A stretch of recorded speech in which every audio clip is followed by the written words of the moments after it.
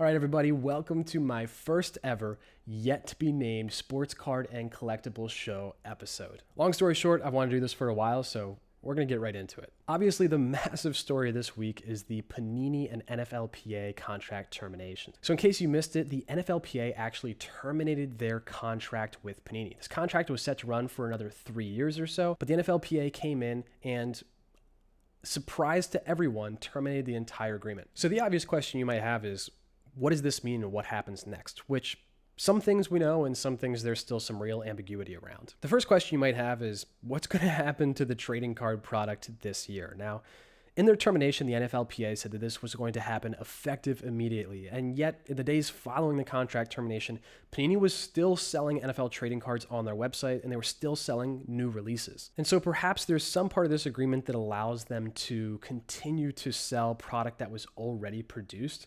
But typically, when you have a termination like this, it's because there's some breach of the agreement that allows one party to get out early. And if that's the case, typically there isn't, within contracts like this, an opportunity for the company that did the breach to continue to sell product even if the product was already produced. And so what seems like the more likely scenario here is that Panini's just sort of snubbing their nose at the NFLPA. Again, none of this is totally known right now, just reading between the lines of what contracts typically look like and speculating on what might happen. And so the next thing that might happen is Panini might seek injunction here and try to actually get these rights back and go after the NFLPA. But what's interesting and something that is known is that in order to make trading cards the way that you see today, you don't need just one agreement. You need two agreements. There's the NFLPA and separately, there's the NFL. So right now, Panini actually still has an agreement in place with the NFL, but not with the NFLPA. So how that works here is, the NFLPA allows you to make cards of every player in the league, past and present. The NFL allows you to use logos and trademarks, team names, things like that. So theoretically, because Panini does still have a deal in place with the NFL, they could make NFL trading cards. They just wouldn't be allowed to use any active players, which would totally defeat the purpose. So you would have you could have a card of the stadium, you could have a card of a helmet, you could have a card of the team badge, but it would be a terrible product, and I think there's almost a 0% chance that it goes down that way. Although theoretically, they still technically are allowed to make those. I think what's more likely here, though, is that the NFL will probably come and do the same thing that the NFLPA did, which is terminate their contract with Panini. But the NFL and the NFLPA have different sets of lawyers, and it's quite possible that under the same set of circumstances, the NFLPA lawyer said, hey, you guys are good to go and terminate this agreement, and the NFL lawyers disagreed. So there is a sort of doomsday scenario here, which is Panini continues to have a deal in place with the NFL. Fanatics then goes and does a deal with the NFLPA. And over the course of the next 3 years, there's a non-zero chance that we see 0 licensed NFL trading card products, which would be terrible for the market, which is the reason it's probably slightly less likely to happen. But there's like I said, a non-zero chance that that's the ultimate outcome here. But if you made me guess what the most likely outcome is, here's what's probably going to happen. We're probably going to see Panini to continue to trickle out some of this product. I think they're going to seek legal action against the NFLPA. I think in the meantime, we're going to see Fanatics start to do a lot of football product, whether it's some collegiate or mixing in some things that are unlicensed. I think that's something we'll see pretty soon. And the second Fanatics thinks they have the green light to make licensed NFL product, of course they're going to do that. The only thing that could get in the way of that is a bit of this Panini suing NFLPA, suing NFL. If any of that happens, it could slow down the process a little bit. But if the NFL just terminates the contract with Panini, and Panini doesn't seek legal recourse against the NFLPA or the NFL, then we could literally see Topps Chrome in several months from now for this season, which would also be pretty sweet. I think what you're really unlikely to see, though, is all the NFL products come out for Panini this year as was previously anticipated. And another interesting twist to this is that Topps has signed pretty much all the young rookie QBs fresh out of the draft to their own exclusive autograph deals. And so even if Panini were to somehow maintain this license, which seems really unlikely at this point, they wouldn't even have the big autographs of the key quarterbacks in products like National Treasures. And so it makes you wonder what a product like that would even look like without the autos. It certainly wouldn't fetch nearly the demand that it does today. So to wrap up for this Panini NFLPA thing right now, I think we're going to see a lot come out in the coming days and weeks, and something that you should really stay tuned for, because it's all going to have to work itself out one way or another pretty quickly here. You're not going to want Panini and Fanatics and NFL and NFLPA.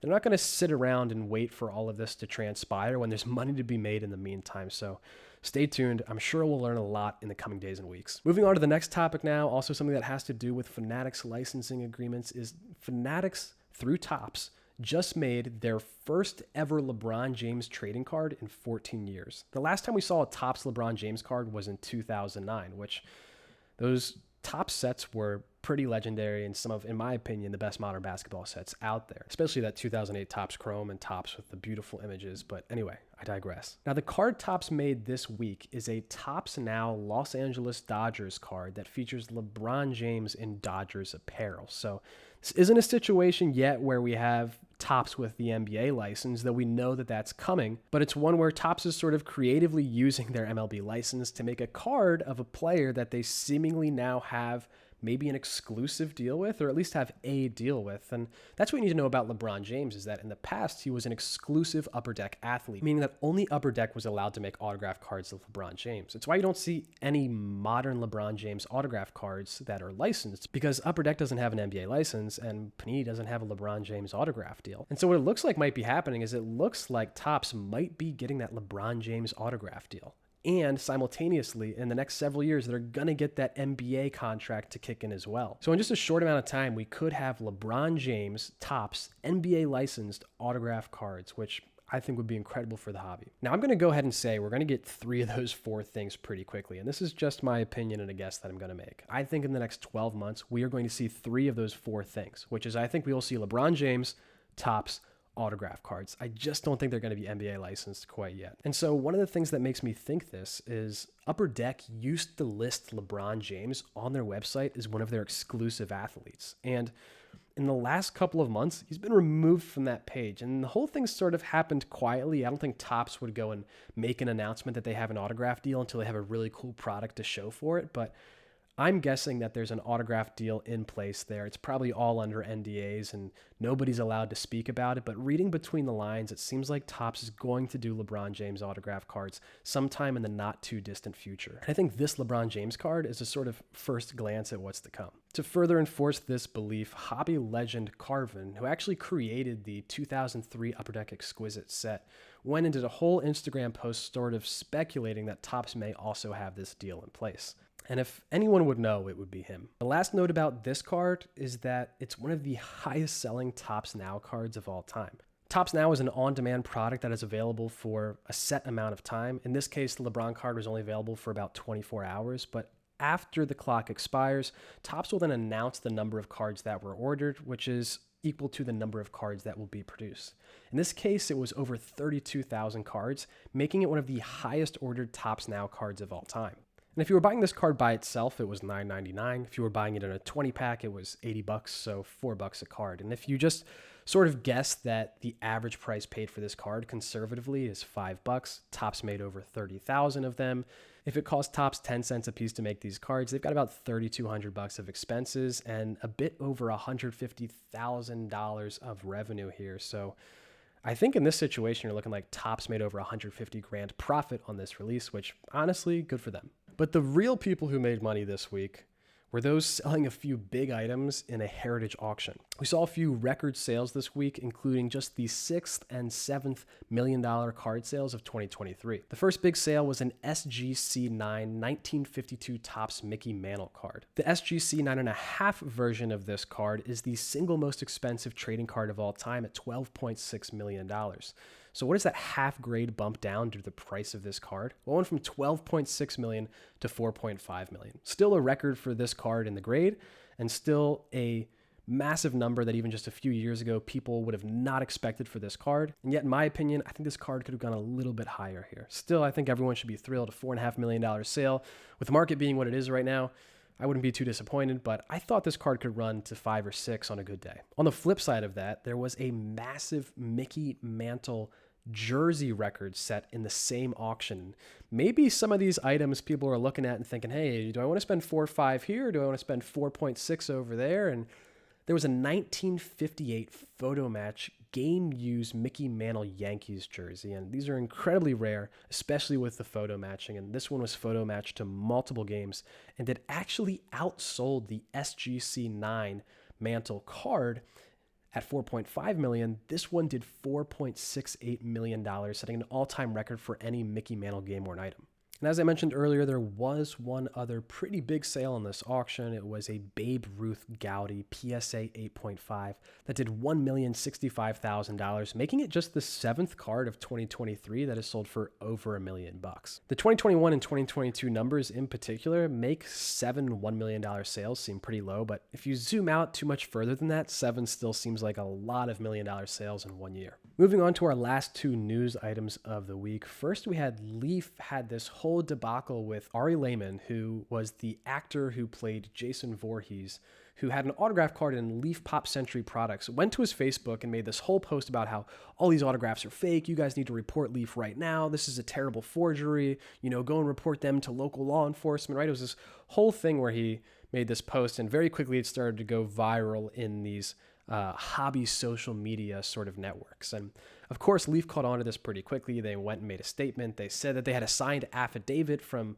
Ari Lehman saying that the autographs were legitimate. And all in all, the whole thing sort of came out in the wash. It turns out that there was a bad actor somewhere in the middle of this whole thing. The autographs were indeed fake, but the affidavit they had was also fake. And so they had all these things, and it seems like in this scenario, there was probably just someone that somehow intercepted the package, and it looks like Ari and Leaf have totally come to terms here, and while it was an oversight, it doesn't look like it was anything that was malicious.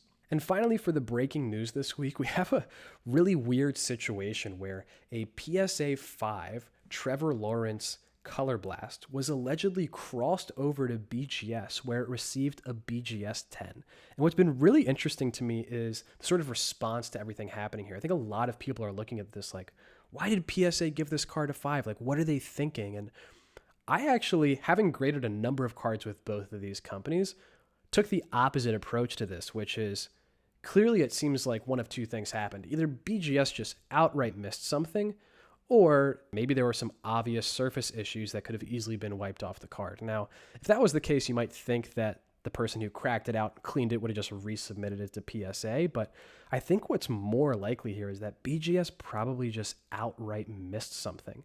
Now, what's interesting is I feel like PSA is getting a lot of the blame here. Like, why would PSA grade a modern card a 5?